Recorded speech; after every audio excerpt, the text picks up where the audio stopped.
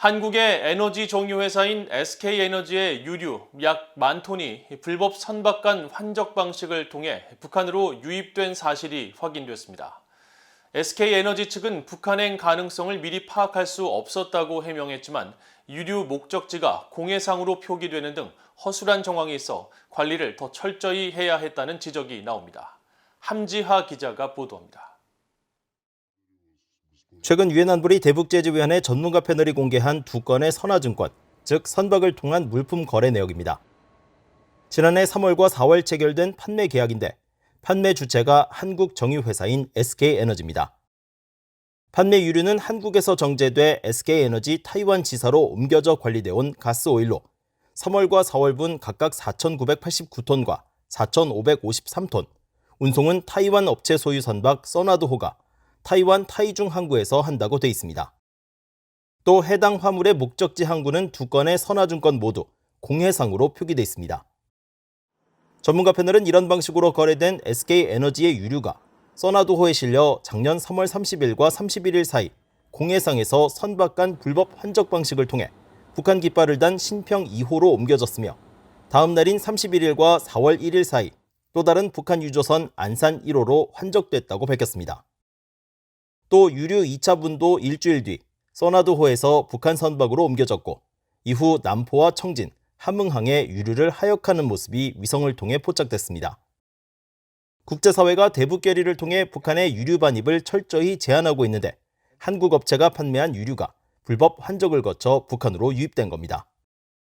SK에너지 관계자는 28일 BOE에 물건을 판매할 땐 FOB, 즉 본선 인도 조건에 따라 물품의 최종 목적지가 어디인지 확인하지만 대용량으로 판매되는 석유 제품은 목적지를 중도에 바꾸면 확인할 방법이 없다며 대북제재 위반 책임을 부인했습니다. 하지만 이 같은 해명에 대해 선박업계는 최초 유류 거래 당시 구매자 측이 목적지를 공해상으로 지정한 사실에 주목하면서 SK에너지 측이 제재 위반 가능성을 고려해 좀 더 신중히 처리했어야 했다고 지적합니다.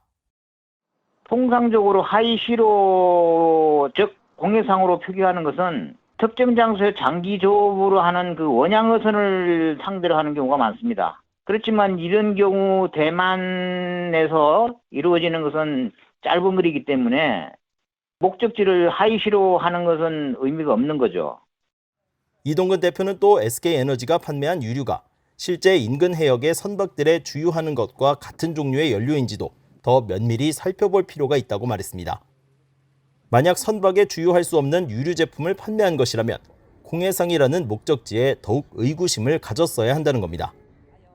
미국 정부는 북한 정권의 대북 제재 회피 구멍을 줄이기 위해 각국 정부와 업체에 철저한 관리를 당부하고 있으며 특히 개도국을 중심으로 미국의 민간 기관을 통해 다양한 교육 프로그램을 제공하고 있습니다.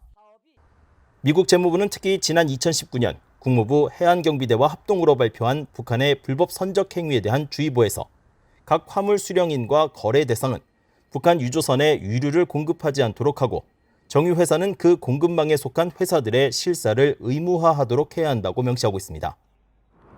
제재 전문가인 조슈아 스탠튼 변호사는 이번 사안과 관련해 유엔 회원국들의 제재 위반을 막기 위해 보다 철저한 감시와 실사 강화가 요구된다며 관련국과 업계가 의도치 않은 제재 위반에 연루되지 않도록 주의할 필요가 있다고 말했습니다.